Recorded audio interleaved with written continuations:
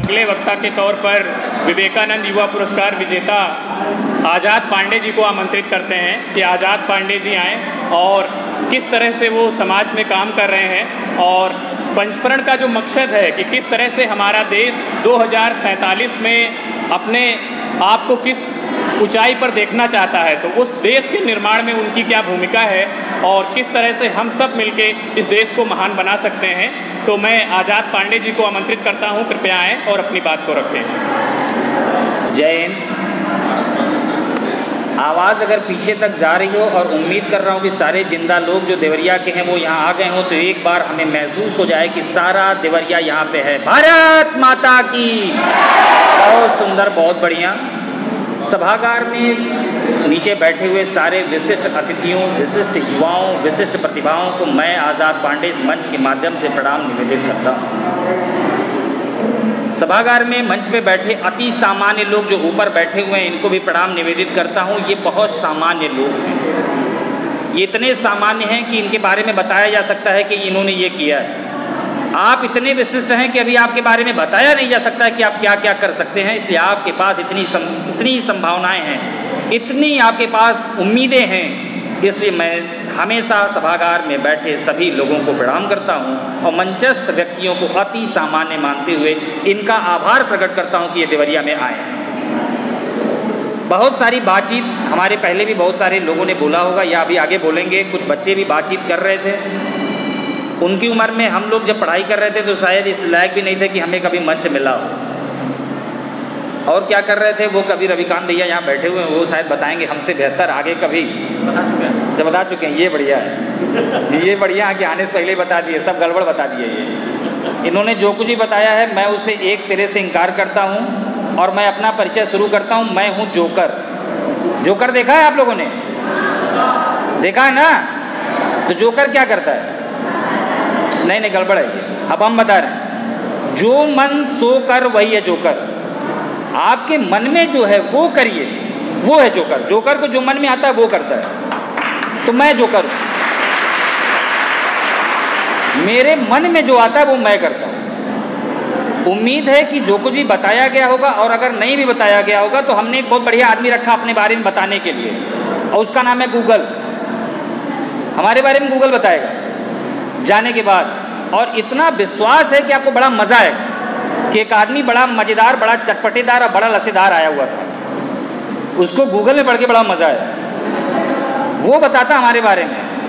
तो वहाँ तक का सफ़र तय करने के लिए इन सभागारों से उछाल मारनी पड़ती है, यहाँ से उछाल मार के बाहर आनी पड़ती है। माननीय प्रधानमंत्री नरेंद्र मोदी जी अभी बता रहे हैं कि हमारी जो आज़ादी का ये जो स्वर्णिम काल चल रहा है, अभी जो एकदम शानदार, अभी हम 100वें साल में पहुंचने से पहले ये जो हमारे पास एक समय है, इस समय को 2047 में जो हम भारत का युवा जो देख पाएगा, भारत का जो विकसित भारत हम देख पाएंगे, वो इस तरह से नहीं देख पाएंगे। बहुत सारी चिंताएं होती हैं इन तरह के सभागारों में इकट्ठा होने की, और मैं मंचस्थ सभी व्यक्तियों से चिंता प्रकट करता हूं कि वो उस देश का वासी हूं जहां भगत सिंह को रास्ता नहीं दिखाना पड़ा था। ये वो देश है जहां भगत सिंह को रास्ता नहीं दिखाना पड़ा, गांधी को रास्ता नहीं दिखाना पड़ा, बिस्मिल को रास्ता नहीं दिखाना पड़ा, और बाबा राघव दास को रास्ता नहीं बताना पड़ा था। उस देश में आप इन युवाओं को बैठ के रास्ता बताने के लिए बैठाए हैं, तो ये चिंता का विषय है हमारे लिए। मैं चिंता व्यक्त करता हूं कि आप क्या रास्ता दिखाएंगे इन युवाओं को, और हम क्या रास्ता दिखाएंगे इन युवाओं को। ये वो लकीर हैं जो 2047 में पूरी दुनिया को रास्ता दिखाएंगे कि भारत ऐसा हो। ये भारत है, ये लकीर खींचने वाले लोग आज सभागार में बैठे हुए हैं।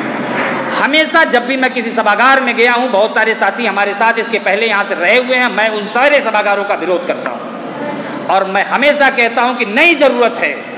किसने बिस्मिल को रास्ता दिखाया? संत विनोबा को किसने रास्ता दिखाया? आप बताइए कि बाबा राघव दास को, जिसने पूर्वांचल का सबसे बड़ा मेडिकल कॉलेज गोरखपुर में बनाने का काम किया, उसको कोई रास्ता दिखाया था? मालवीय जी को किसी ने रास्ता दिखाया था? नहीं। ये वो लोग हैं जो पैदा हुए हैं ऐसी सरजमीन पर, जो जहां खड़े होते हैं वहीं से रास्ते शुरू हो जाते हैं। तो वो देवरिया में आज मैं खड़ा हूं, और इस मंच के माध्यम से मैं देवरिया को प्रणाम निवेदित करते हुए फिर से अपनी बात शुरू करता हूं कि नहीं, आप सारे युवा हैं। बहुत सारी बात होगी, बहुत सारे पोस्टर्स लगे हुए हैं, बहुत सारे बाहर से लेके यहाँ तक हर जगह युवा लिखा हुआ है। आज के पहले बहुत सारी बात युवाओं के बारे में हुई होगी, लेकिन मैं कहता हूं कि अगर हवा को पलटने की ताकत है तो हम युवा हैं, और ये सारे लोग वायु को पलटने की ताकत रखने वाले, युवा को उल्टा करिए तो वायु, तो ये सब लोग हवा को पलटने की ताकत रखने वाले लोग आज यहाँ बैठे हैं। तो इन सारे लोगों से हम आ चुके हैं, ये लोग आज आपको रास्ता बता रहे हैं, ये लोग आपके लिए आज मॉडल हैं, ये लोग आज आपके लिए आइडियल हैं। लेकिन नहीं, मैं प्रणाम करता हूं उन लोगों को जो आज यहाँ से लेकर राष्ट्रपति भवन तक को सम्मानित करने का कार्य करने की संभावना लिए बैठे हैं। आप कहीं भी जा सकते हैं, आप तो वहाँ जा सकते हैं जहाँ की परिकल्पना नहीं की जा सकती है, जिसके बारे में सोचा नहीं जा सकता है, आप वहाँ तक जाने का काम कर सकते हैं और आप जाएंगे इस उम्मीद के साथ। फिर आप सोचिए, स्वामी विवेकानंद जी की बात होती है। अभी यहाँ से बताया जा रहा था कि आपके देवरिया के भी एक साथी किनारे बैठे हुए हैं, स्वामी विवेकानंद युवा पुरस्कार उनको मिला हुआ है। उत्तर प्रदेश सरकार द्वारा सर्वश्रेष्ठ युवा जो है, सर्वश्रेष्ठ युवा को वो पुरस्कार दिया जाता है। और बड़ा गौरव का विषय है कि इस मंच पे बैठे हुए अधिकतर युवा स्वामी विवेकानंद युवा पुरस्कार से पुरस्कृत हैं। तो मतलब सर्वश्रेष्ठ युवा तो आज आपके बीच में है, जिसको सरकार ने मोहर लगा दी है, काम खत्म। अगला मोहर राष्ट्रीय युवा पुरस्कार का है। अगला मोहर ये है कि हमारे देवरिया से एक लड़का जाके यूएन में बता रहा कि कैसे जल संरक्षण किया जाए, कैसे पर्यावरण को बचाया जाए, कैसे हम समाज की मुख्य धारा में अंतिम पायदान के लोगों को लाएंगे। तो आप वहाँ तक जाने के लोग हैं, तो निश्चित रूप से आप काबिल तारीफ हैं। स्वामी विवेकानंद जी की बात से मैं शुरू किया अभी थोड़ी देर पहले, मैं बता रहा था कि सब स्वामी विवेकानंद जी के पुरस्कार से पुरस्कृत हैं। स्वामी जी ने कहा कि भाई हमारे जैसे लोग अगर केवल 5 लोग मिल जाएं तो हम दुनिया बदल सकते हैं। केवल 5 लोग, सोचिए, चिंता करिए कि उन्होंने कहा कि 5 लोग मिल जाएं तो दुनिया बदल देंगे। तो अगर हम लोगों को ये 200 लोग मिल गए हैं तो हम क्या देवरिया नहीं बदल पाएंगे? क्या हम उत्तर प्रदेश नहीं बदल पाएंगे? और हम क्या नहीं बदल सकते? हम दुनिया बदलने वाले लोग आज इस सभागार में बैठे हुए हैं। इस समाज से वो छटे हुए लोग हैं जो यहाँ तक आने का सफर तय किए, तो ये कुछ भी कर सकते हैं। बहुत सारे अच्छे वक्ता बैठे हुए हैं, बहुत अच्छा बोलते हैं, बहुत अच्छा बताएंगे। भाई अजीत कुशवाहा जी बैठे हुए हैं, बड़ा अच्छा मज़ा आता है। हमारे जानी दुश्मन है ये, कभी भी हमारा कोई मामला होता है तो ये कैंची लेकर चलते काट देते हैं, कट से। जैसे आज हमको आना था समय से, इन्होंने हमको ऐसा रास्ता बता दिया, 2 घंटा लेट हो गए। खैर कोई बात नहीं है। तो अजीत कुशवाहा जी भाई साहब जो है, अभी इन्होंने एक एग्ज़ाम ऑल ओवर इंडिया पहली रैंक में आ गए। देखिए कितना बढ़िया बात है। तो एक बार इनका हम लोग यहाँ से स्वागत करते हैं देवरिया की भूमि पर। समझिए कि यूपीएससी में एग्जाम कराया, all over India youth officer rank में अजीत कुशवाहा जी भाई साहब यहाँ बैठे, इनकी पहली रैंक है। ऐसा युवा आपके सामने बैठा हुआ है। आप सोचिए कि ऐसा युवा अगर यहाँ तक आया हुआ है, किसके लिए? कि हमारे आपके लिए आया हुआ है। ये लखनऊ से आए हुए लोग हैं। विकास तिवारी जी यहाँ बैठे हुए हैं, आपके जिला यहाँ पे युवा अधिकारी हैं। इतना बढ़िया आदमी, पूरे प्रदेश में कहीं भी मैं जाता हूँ तो वहाँ के मंचों से ये बात कही जाती है कि काश देवरिया जैसा अधिकारी हमारे पास होता तो हम तस्वीर बदल देते। सोचिए, ऐसे लोग अगर आपके बीच में बैठे हुए हैं। रविकांत भैया बैठे हैं यहाँ, देखिए, ये आपके देवरिया के, बार बार इनकी बातचीत बाहर होती है, आप सारे लोग इनसे परिचित होंगे। लेकिन हम लोग भी जब कभी रास्ता भटक जाते हैं तो इनसे रास्ता पूछ लेते हैं। अगर ऐसा आदमी बीच में बैठा हुआ है, भाई अभी रविकांत बड़ी, ये रविकांत जी और बैठे, एक रविकांत जी और बैठे, फतेहपुर से आए हुए हैं। जब हम लोगों ने खेल की परिभाषा नहीं जानी तो भाई साहब ने लक्ष्मण पुरस्कार जीत लिया।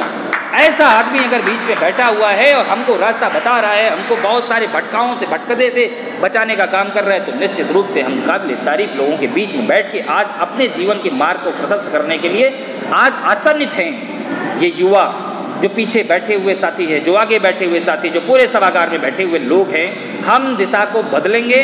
इस प्रण के साथ हम यहाँ से अपनी बात को ख़त्म करते हुए जाएंगे और युवा साथी बात करेंगे। लेकिन हम एक शपथ जरूर लें, सारे युवा जो यहाँ बैठे हैं वो अपने मन में शपथ लें। अगर अपना पता नहीं, हम एक उदाहरण से समझाने का प्रयास करते हैं। अपने देश के प्रधानमंत्री माननीय मोदी जी अचानक से 8 बजे कुछ भी बंद कर देते हैं ना। तो मान लीजिए कि अभी आज रात में 8 बजे टेलीफोन बंद कर दिया कि भैया आज से फ़ोन बंद, सब जियो, एयरटेल और जितना सिम कार्ड सब बंद। अब क्या करोगे? और हमको अपनी प्रेमिका को सवेरे 8 बजे मिलना है। अब हमको सवेरे 8 बजे मिलना है तो मैं क्या करूँगा?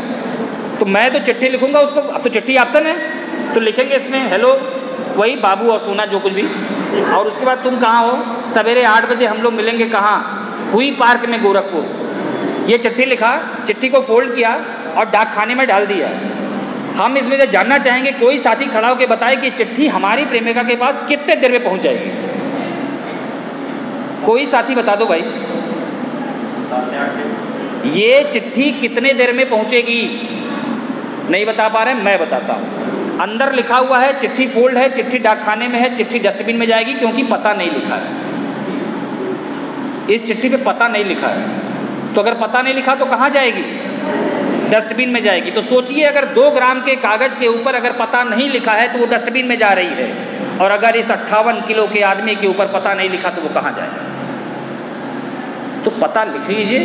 जिनको अपना पता नहीं पता है वो यहाँ बैठे लोगों से अपना पता समझ लें। रास्ता तय कैसे करना है वो ये लोग बताएंगे। इनकी जिम्मेदारी है, इनकी नैतिक जिम्मेदारी है, इनकी मानवीय जिम्मेदारी है कि उन रास्तों पर आपको पहुँचाएं, लेकिन उस मंजिल को जाने के लिए पता तो आपको लिखना पड़ेगा अपनी चिट्ठी पर। तो जब पता लिख लीजिएगा तो आप हमें बताइएगा, वहाँ तक पहुँचने का पता मैं बताऊँगा। जय हिंद, जय भारत।